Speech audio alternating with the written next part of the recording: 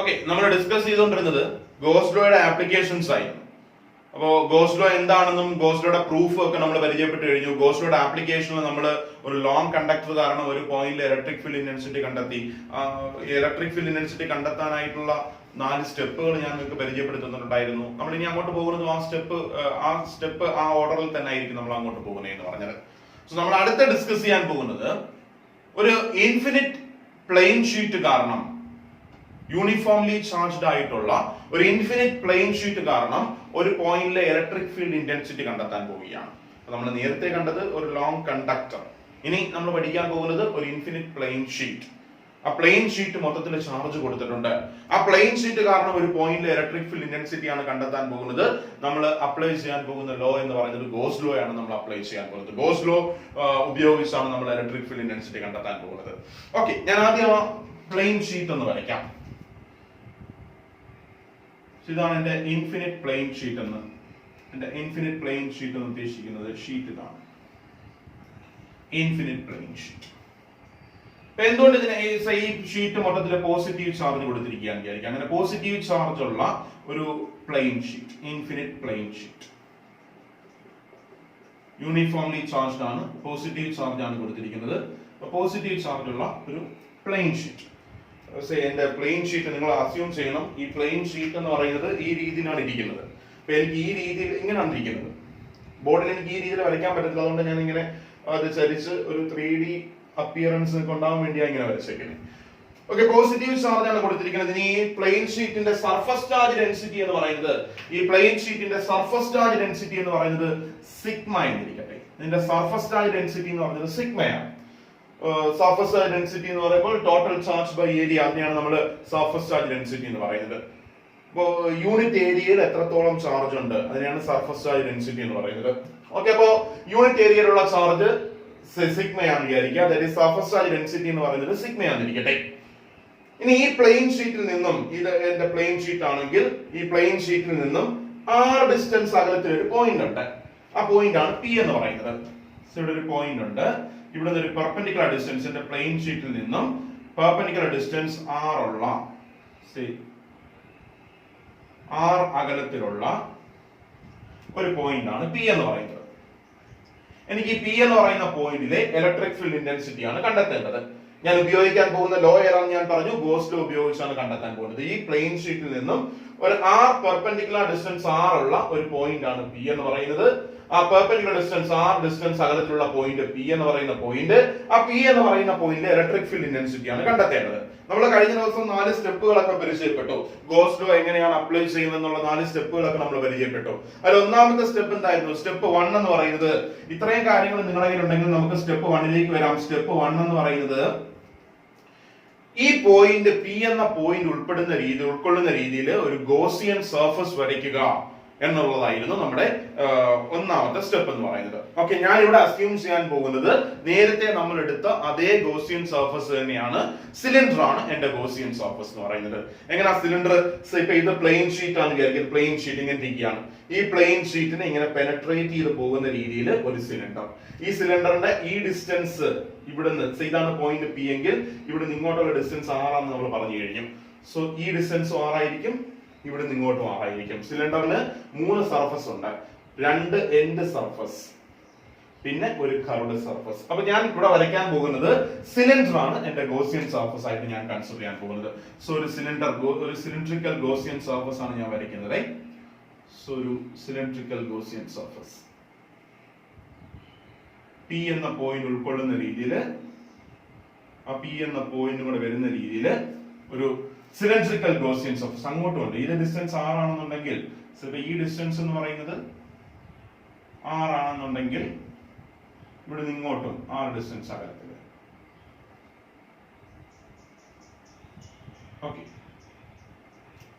ഇത് നമുക്ക് കാണാൻ പറ്റത്തില്ല. പുറത്തിറങ്ങിയതിനു ശേഷമുള്ള ഞാൻ വരച്ചാണ് ചെയ്യാൻ.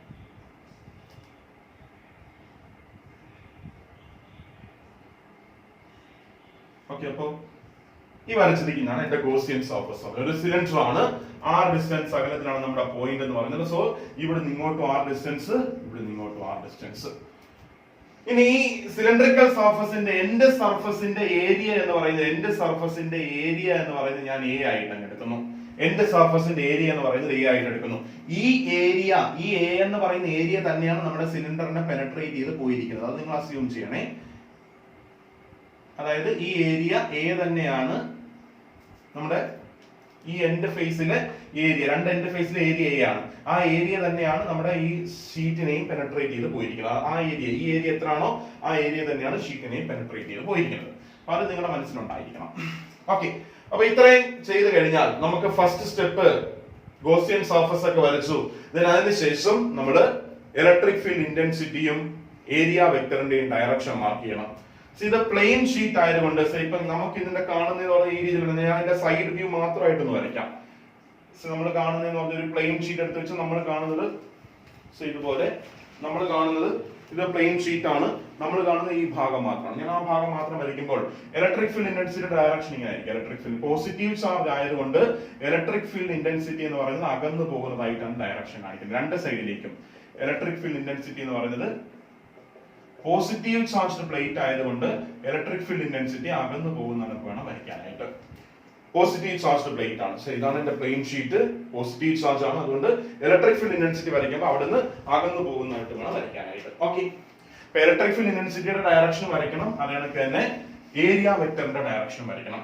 ആദ്യം ഇലക്ട്രിക് ഫീൽഡ് ഇന്റൻസിറ്റിയുടെ ഡയറക്ഷൻ എന്ന് പറയുമ്പോൾ ഇലക്ട്രിക് ഫീൽഡ് ഇന്റൻസിറ്റി ഡയറക്ഷൻ ഇവിടെ അകന്നു പോകുന്ന രീതിയിലാണ്. So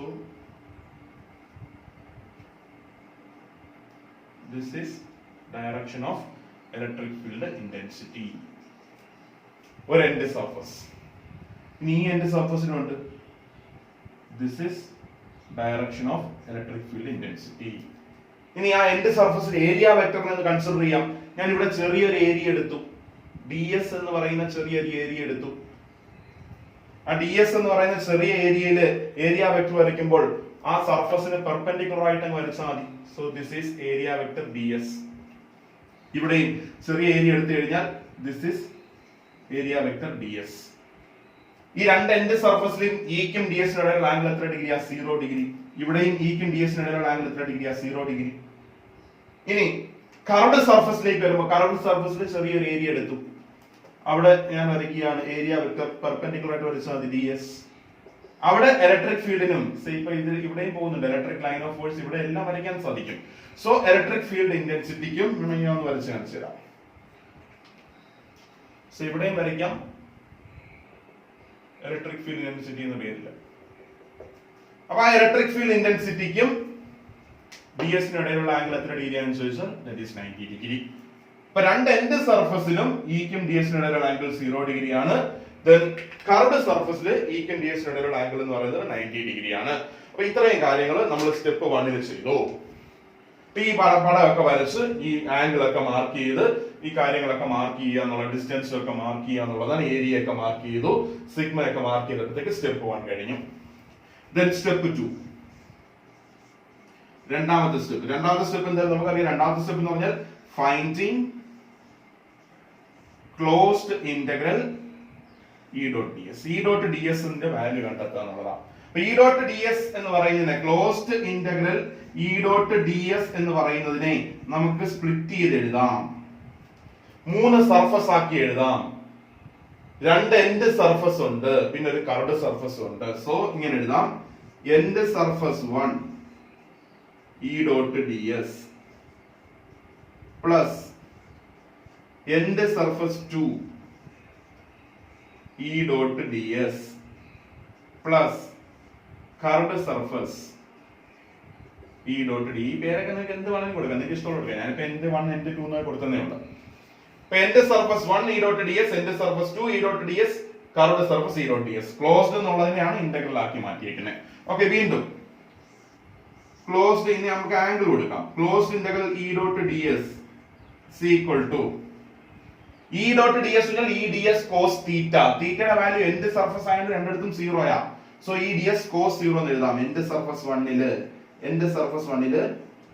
E ds cos 0 plus end surface 2ല് E ds cos 0 plus curved സർഫസിന്റെ ആംഗിൾ 90 ഡിഗ്രി. സോ കർവ്ഡ് സർഫസില് ഇ ഡി എസ് കോസ് 90. ഇവിടെ ഒരാളെ കിട്ടി.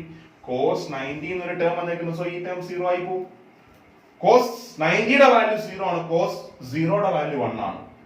അപ്പൊ കോസ് 0യുടെ വാല്യൂ 1 ആയതുകൊണ്ട് ഇവിടെ ഇത് 1 വരും, ഇതും 1 വരും.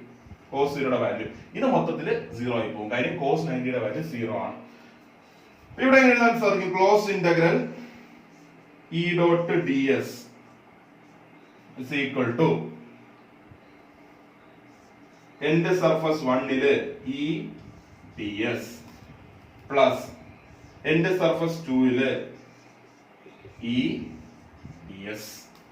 രണ്ട് സർഫസിന്റെയും ഏരിയ സെയിം ആണ്. അതേലൊക്കെ തന്നെ രണ്ട് സർഫസിന്റെ ഏരിയ സെയിം ആണ്. രണ്ട് സർഫസിന്റെ ഇലക്ട്രിക് ഫീൽഡ് ഇന്റൻസിറ്റി ഒക്കെ സെയിം ആണ്.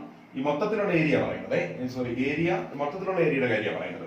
അപ്പൊ ഇവിടെ ഇലക്ട്രിക് ഫീൽഡ് ഇന്റൻസിറ്റി സെയിം. അതിപ്പോ ഇ ഡി എസ് നമുക്ക് വേണമെങ്കിൽ ഇങ്ങനെ എഴുതാം. Closed integral E dot D S equal to 2 into end surface E D S. End സർഫസിന് മാത്രം കാര്യം നോക്കിയാൽ നമുക്ക് end surface E D S 2 into എന്ന് പറഞ്ഞെഴുതാം. ഇനി ഇവിടെ ഇലക്ട്രിക് ഫീൽഡ് ഇന്റൻസിറ്റിയുടെ വാല്യൂ രണ്ട് എൻഡ് സർഫസിനും ഇലക്ട്രിക് ഫീൽഡ് ഇന്റൻസിറ്റിയുടെ വാല്യൂ സെയിം ആണ്. കാരണം ഇതും r ഡിസ്റ്റൻസ് അകലത്തിലാണ്, ഇതും r ഡിസ്റ്റൻസ് അകലത്തിലാണ്. അപ്പൊ അങ്ങനെയാണെങ്കിൽ പറയാം രണ്ടിടത്ത് ഇലക്ട്രിക് ഫീൽഡ് ഇന്റൻസിറ്റി സെയിം ആണ്. So closed integral E dot D S is equal to 2 into E പുറത്തെടുത്തു, ഇ ഇങ്ങ് പുറത്തെടുത്തു, integral D S end surface ആണ്. ഈ ഡി എസ് എന്ന് പറഞ്ഞാൽ ചെറിയ ഏരിയ. ഇന്റഗ്രൽ ഡി എസ് എന്ന് പറയുമ്പോൾ ഈ ഇതിന്റെ മൊത്തത്തിലുള്ള ഏരിയ. ഇതിന്റെ മൊത്തത്തിലുള്ള ഏരിയ ഞാൻ പറഞ്ഞു എ ആണെന്ന് ഞാൻ എഴുതി വെച്ചിട്ടുണ്ടായിരുന്നു. സോ ഡി എസ് എന്ന് പറഞ്ഞാൽ ചെറിയ ഏരിയ ആണ്. രണ്ട് എൻഡ് സർഫസിന്റെ ഏരിയ എ തന്നെയാണ്. സോ ഈ ചെറിയ ഏരിയ ആണ് ഡി എസ് എന്ന് പറയുന്നത്. അങ്ങനെയാണെങ്കിൽ എൻഡ് സർഫസിന്റെ മൊത്തം ഏരിയ ഇന്റഗ്രൽ ഡി എസ് എന്നുള്ളതിനെ പകരം എന്ത് എഴുതാൻ സാധിക്കും? എന്ന് എഴുതാൻ സാധിക്കും. സോ നമുക്ക് കിട്ടി close integral E dot D S equal to 2 into E into A. Step 2 അവിടെ തീർന്നു. 2 into E into A. Step 2 തീർന്നു. അടുത്ത സ്റ്റെപ്പ് 3. സ്റ്റെപ്പ് 3 എന്താ ചെയ്യുന്നത്? Finding total charge. Finding total charge. നമുക്കറിയാം ഇതിന്റെ സർഫസ് ചാർജ് ഡെൻസിറ്റി സിഗ്മയാണെന്ന് അറിയാം. സിഗ്മ എങ്ങനെ എഴുതാൻ സാധിക്കും? Sigma is equal to total charge by area. ഈ ഏരിയ തന്നെയാണ് ഈ സിലിണ്ടറിലൂടെ പെനട്രേറ്റ് ചെയ്ത് പോകുന്നത് ഞാൻ നേരത്തെ പറഞ്ഞു. അങ്ങനെയാണെങ്കിൽ ഏരിയക്ക് പകരം നമുക്ക് എ എന്ന് കൊടുക്കാൻ സാധിക്കും. So sigma is equal to total charge Q by A, or total charge Q is equal to sigma into A. Step 3 കഴിഞ്ഞു. Total charge into sigma into A. എന്തുകൊണ്ടാണ് sigma into A എന്ന് എഴുതിയത്? നമുക്ക് A ഏരിയയിലെ charge മാത്രം മതി. ഈ area മൊത്തം ചാർജിന്റെ കാര്യം വേണ്ട, A ഏരിയയിലെ ചാർജ് മാത്രം മതി. കാര്യം A ഏരിയയാണ് നമ്മുടെ സിലിണ്ടറിനെ കണക്ട് ചെയ്ത് പോണെന്ന് പറയുന്നത്. നമ്മൾ ഗോസിയൻ സർഫസിന് അകത്തുള്ള ചാർജിനെ കുറിച്ച് ചിന്തിച്ചാൽ മതി. ഗോസിയൻ സർഫസിന് പുറത്ത് എന്ത് ചാർജോ പെടുന്നു അതൊന്നും നമ്മൾ ബാധകമേ അല്ല. നമുക്ക് ഗോസിയൻ സർഫസിന് അകത്തുള്ള ചാർജ് മതി. ഗോസിയൻ സർഫസ് എന്ന് പറയുമ്പോൾ ഈ പോയിരിക്കുന്ന മൊത്തത്തിലാണ്.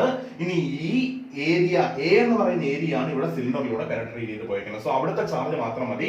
So total charge Q is equal to sigma into A. Step 4ലേക്ക് വരാം. സ്റ്റെപ്പ് 4ൽ എന്താ ചെയ്യുന്നത്? സ്റ്റെപ്പ് 4ല് applying Gauss law.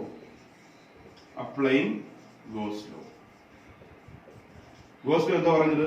Close integral E dot ds is equal to 1 by epsilon 0 times the total charge. രണ്ടിന്റെ വാല്യൂ നമ്മുടെ ഉണ്ട്. Close integral E dot ds ന്റെ വാല്യൂ ഉണ്ട്, അതിലൊക്കെ തന്നെ ടോട്ടൽ ചാർജ് ഉണ്ട്. രണ്ടും നമുക്ക് സബ്സ്റ്റിറ്റ്യൂട്ട് ചെയ്ത് കൊടുക്കാം. So close integral E dot ds ന് പകരം 2 into E into A is equal to 1 by epsilon 0 into total charge പകരം സിഗ്മ A. എയും ക്യാൻസൽ ആയി പോയി.